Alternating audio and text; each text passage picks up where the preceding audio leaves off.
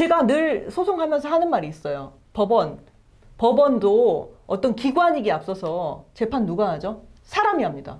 판사는 사람입니다.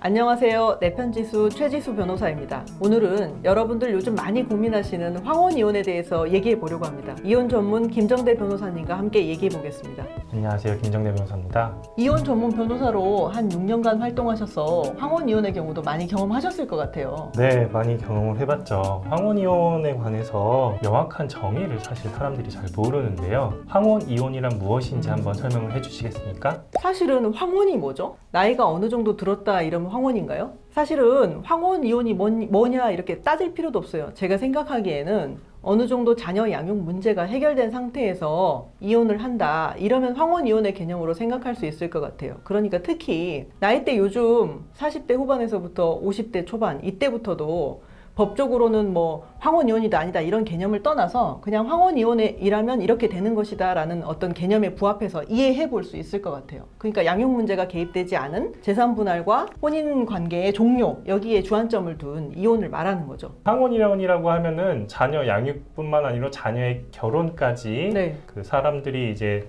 자신의 욕망을 억누르고 있다가 네. 그 이후에서야 이혼을 하시는 경우도 굉장히 많았던 것 같거든요. 네. 그런 경우에 근데 사실 신경 쓸 부분이 좀 적지 않나요? 공상의 이혼보다? 신경 쓸 부분이 이제 포커스가 자녀 양육이나 이런 문제보다 재산 분할에 대한 문제로 맞춰지는 그런 경향이 있죠. 왜냐하면 황혼이혼이라는 걸 하는 이유가 뭐겠어요? 결국 프리, 자유. 내 자유를 꿈꾸는 거거든요. 근데 자유라는 게 뭐죠? 경제적 조건이 어느 정도 부합을 해야지 결국은 자유가 있을 수 있는 거예요. 그렇기 때문에 황혼이혼에서는 사실은 조금 더 받는 것, 재산 분할에서 좀 더 인정받는 것, 이게 중요합니다.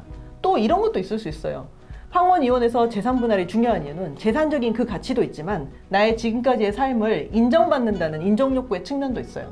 지금까지 내가 참고 살았다 이런 거에 대한 보상 심리 플러스 경제적 자유의 앞으로의 추구, 그 다음에 그동안 힘들게 살았다는 것에 대한 인정 이런 게 있을 수 있는 거죠. 그래서 재산 문제는 더 중요해지는 것 같아요. 변호사의 성실성 그리고 능력은 재산을 일단은 찾아내는 것에 대한 그 주안점이 있어요. 재산 찾아내는 게 곧 실력이에요. 왜냐하면 그걸 성심성의껏 재산이 어떤 게 있냐? 황혼이혼이라고 생각하면 더욱더 그 세대에는 부동산 형태로 존재하는 경우가 많은데 그것만 국한돼서 생각할 것이 아니거든요. 변호사님도 많이 하시잖아요. 그러면은 그 부동산 외에 다른 거 변호사님이 하신 거 성공적인 거 한번 말씀해 보시겠어요? 제가 했던 황혼이혼건 중에서 가장 기억에 남는 거는 분양권이 있었습니다. 네. 아파트 분양을 받아 두셨었는데 남편분이 그걸 모르고 계셨어요. 네. 나중에서야 그 아파트 분양권을 찾아서 그걸 재산 분할에 겨우겨우 넣었는데 넣지 않았을 때하고 거의 10억 가까이 차이가 났었습니다. 그럼요. 분양권에 있어서는 프리미엄 부분도 특수감정을 통해서 감정평가된 금액으로 재산분할 대상에 넣을 수가 있어요. 그러니까 분양권이라 그러면 또 이거는 분양한 그 분양 액수만 가지고 생각하는 경우인데 아니죠. 분양권은 몇 억씩 오르는 게 상식이에요. 그럼 그 프리미엄도 감정을 통해서 당연히 재산분할 대상에 넣어야 되는 거죠. 제가 했던 것 중에는 또 같이 연금보험, 변액연금 이런 거 있을 수 있어요. 이제 황혼연이라고 하면 아무래도 정년에 가까운 나이인 게 대부분인데 직장 생활 하신 분들은 소득공제 때문에 변액연금 이런 거 가입해 놓은 분들이 많으시거든요. 근데 이게 그 소득공제 목적이기 때문에 상대방한테 딱히 말하지 않고 뭐 몇십만 원씩 계속 몇십 년간 쌓아줘온 경우가 많아요. 그럼 액수가 굉장히 큰데 미리 말하지 않았기 때문에 잘 모르고 있는 거죠. 그게 재산분할 대상으로 넣었을 때는 큰 금액이 될 수가 있는 거예요. 그거 말고도 또 코인도 있고. 그러게요. 요즘에 네. 나이 많으신 분들도 비트코인 투자에 관해서 굉장히 적극적이신 분들이 많더라고요. 또 비상장 주식. 요즘은 상장을 꿈꾸고 비상장 주식에 넣어놓으신 분들도 많아요. 그래서 대상은 자기가 생각하는 지금 이 집 한 채가 아닐 수 있다는 거예요. 그래서 이 부분에 대해서 찾아내는 게 실력이어서 주안점을 둬야 되는 게 맞고요. 또 이걸로 연령대가 조금 50대만 돼도 또 MZ세대라고 하는 사람들하고 생각이 좀 다를 수 있는 것 같아요. 말하자면 내가 일 안 했어? 그러면 재산분할 많이 못 받나? 이렇게 생각하시는 분들이 있어요. 근데 그게 아니라는 거. 자, 기여도 부분 얘기 한번 해볼까요? 재산분할에 대한 기여도. 기여도 얘기는 많이 들어보셨을 거예요. 근데 그냥 우리는 이제 의식이 많이 달라졌죠. 가정주부라 해도 재산분할의 기여도를 인정받을 수 있다. 여기까지는 많이 진출한 것 같아요. 근데 그게 몇 %냐 이 점에 있어서는 여전히 아직도 물음표 상태인 경우가 많죠. 재산 분할에 자기가 가정주부였지만 무조건 50% 인정된다. 이것도 아니고 그럼 50%도 못 받냐? 이것도 답이 아니죠. 요즘 법원의 추세 한번 얘기해 보실까요? 요즘 법원에서는 혼인 기간을 기준으로 해서 네. 아주 계략적인 기여도를 산정하고 있습니다. 보통 통상 5년이 넘어가면은 재산 분할 30% 정도를 기준으로 하고 있고요. 10년 이상, 혼인 기간이 10년이 넘어가면 40% 이상을 네. 분할하는 것을 법원에서 원칙으로 삼고 있습니다. 네. 20년 이상이 되면은 거의 5대5에 수렴한다고 보시면 될 것 같아요. 네. 다만 이 경우는 부부 공동 전체 재산이 아주 많지 않다는 것을 전제로 합니다. 자, 이건 무슨 얘기냐면 일단은 50%를 황혼 이혼 정도 되면은 자녀 양육이 어느 정도 끝난 상태이기 때문에 50%를 기준으로 할 수 있는 게 기본 개념이다 이 말이에요. 그러니까 나는 일 안 했다. 나는 애만 봤는데 전업주부였다. 이렇다고 해서 실망할 필요가 없다는 거예요. 50%를 기본 디폴트 값으로 생각하실 수 있는 거예요. 근데 다만 상대방 배우자가 큰 사업을 운영하면서 몇백억 이상의 수익을 창출하고 그렇게 큰 사업체를 꾸리고 있다. 여기는 보통의 경우하고 조금 다르게 볼 수 있다는 거죠. 여기도 50% 다 인정된다고 하면 너무 많잖아요. 그렇게 인정하기는 좀 곤란하다. 법인 재산인 측면, 그 다음에 사업체 운영에 있어서 일반적으로 가사노동과 양육에 대한 개념이 50%로 평가돼서 모든 사업체의 수백억 자산이 50%로 돼버리면 이거는 다른 법인 구성원한테도 문제가 있을 수 있고 여러 문제가 있으니까 50%까지는 이 경우는 어렵겠다. 이례적인 경우죠. 오히려 직장 생활을 충실히 한 사람을 배우자로 두고 그걸 보필했을 경우에는 50% 인정이 그냥 일반적이에요. 사업체 운영 하나 하면서 작은 사업체 있잖아요. 지금처럼 얘기하는 이런 큰 법인 이런 거 말고 작게 운영하면서 있는 경우에는 50% 인정이 일반적이다 이 말이에요. 그러니까 실망하실 필요가 없으시고요. 그렇다면 반대로 50% 이상을 인정해주는 경우도 있을 것 같습니다.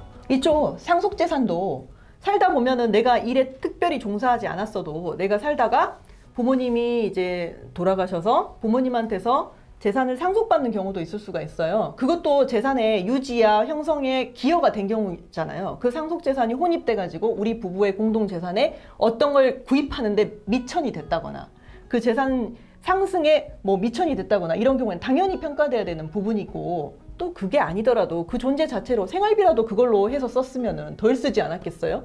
그게 있기 때문에 상속재산이 있기 때문에 그래서 당연히 평가될 수 있는 부분이죠. 아직 남편분 같은 경우에는 상당한 수입이 있고 아내분은 별다른 수입이 없을 경우에는 부양적 요소도 고려하는 경우가 많았던 것 같습니다. 네. 혹시 그런 사례 혹시 기억나는 거 하나 있으실까요? 네, 제가 했던 것 중에 대표적인 예는 특수한 경우긴 했어요. 자녀가 성년이긴 했는데 자녀를 부양해야 될 필요가 여전히 있었던 경우, 자녀의 건강이 좋지 않아서 성년이지만 그 자녀를 여전히 부인이 돌봐야 될 필요가 있다. 이렇게 했을 때는 제가 한 7, 80%는 정말 받았던 것 같아요. 그렇게 받았던 경우가 있었고요. 그게 아니더라도 남편은 60세가 넘었다고 해서 일을 딱 그만두는 게 아니에요. 계속 경제활동에 종사하거든요. 근데 부인은 뭐 한 50대 후반 이렇게 되면 사실상 여자분이 많은 소득을 창출하면서 일할 수 있는 게 국한돼 있을 수 있어요. 그리고 원래 전업주부였고 그럼 이혼함에 따라서 그 나이 따라서 재취업을 하기가 너무 힘든 경우로 생각된다. 이런 경우에는 딱 그 재산 분할해가지고 네가 가질 수 있는 지금까지의 평가되는 몫만 가져가라. 이렇게 하면은 이 여자분의 인생은 어디서 보상받죠? 그런 차원이 있잖아요.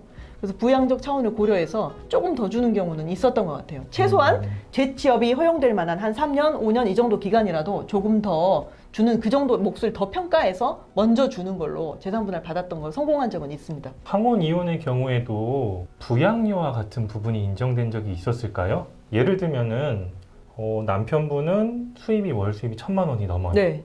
근데 아내분은 지금까지 가정주부로만 살아왔기 때문에 수입이 없었던 거죠. 그런데 이혼 소송 기간만 하더라도 2년, 3년, 5년씩 진행될 수도 있잖아요. 전 사실 부양료 청구도 해봤어요. 그런 경우에. 네. 사실은 사전처분 신청이라고 해서 애를 양육하는 경우에는 이혼이 끝나기 전에도 양육비를 미리 지급받을 수 있는 제도가 있는데 이게 성년, 부부인 경우에는 조금 곤란한 부분이 있거든요. 그걸 부양료 청구로 따로 해서 성공한 적이 있습니다. 그러니까 그 부양료 청구의 조건은 뭐냐면 혼인의 해소시 또는 별거 해소시까지 아예 합쳐서 살던지 이혼 소송이 잘못돼서 살던지 아니면 혼인의 해소 완전히 종료돼서 끝나던지 그때까지 얼마씩 매월 부양료로 지급하라. 생활비 지급을 청구해서 승소한 적이 있습니다. 이례적이지만 이혼 전문 변호사로서는 해볼 수 있는 일이잖아요.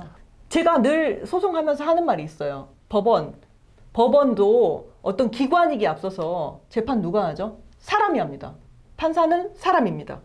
그러면 이 관계가 어떻게 끝나는 게 옳고 그동안에는 어느 정도 돈을 줘야지 이 사람이 살 수 있고 이런 관점을 고려하게 돼 있어요. 판사님들도. 그렇기 때문에 너무 지레 겁먹지 말고 판례는 이렇게 생겼기 때문에 난 안 될 것 같다.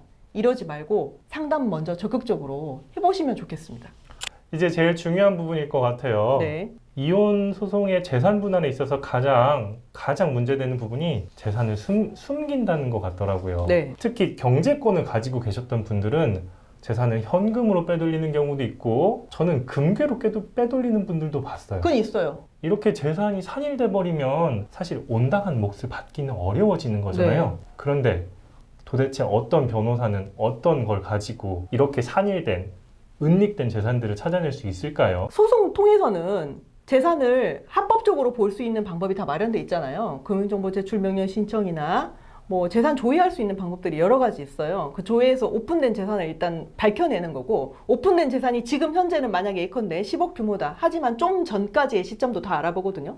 좀 전에는 15억이었다. 그럼 5억 어디로 갔죠? 5억. 그럼 없어졌으니까 그냥 끝인가요? 아닙니다. 5억이라는 건 혼인 그 파탄 완전히 재산 파탄되기 전 시점에 가까운 시점이었다고 하면 그것도 있는 재산으로 평가돼서 재산 분할에 넣기도 하고요. 재산 분할의 기준 시점이 딱 그 지점이 아니라 그 전후를 따집니다. 그래서 그것도 다 재산 분할 대상으로 넣을 수 있는 방법이 있고요. 보전 처분 미리 해놔서 재산 처분 못하게 미리 막는 거 먼저 급선무인 경우도 많고요. 또 혼인 기간 중에 뭐 없어진 재산 뭐 이런 거는 현금 보유 자산으로 이미 추정해가지고 그거를 넣기도 많이 넣어요. 그러니까 그것 역시도 미리 겁먹지 마세요. 보통 요즘에 가장 문제가 되는 부분인데요. 부동산, 주식 같은 경우는 금액이 너무 달라져요. 네. 어떤 분은 2017년도에 이혼 소송을 제기했는데 2020년도에 이혼 판결을 나려고 하니까 도대체 어느 정도의 가치로 평가될지 모르겠는 거예요. 네. 한남더위를 예를 들어 볼까요? 한남더위 아파트는 제일 작은 평수 같은 경우에 2017년도에 10억 원 정도 했던 것 같아요. 근데 2020년도엔 실거래가 25억, 30억씩 찍습니다. 부럽네요. 어떻게요? 이런 재산은 어떻게 평가되는 게 맞을까요?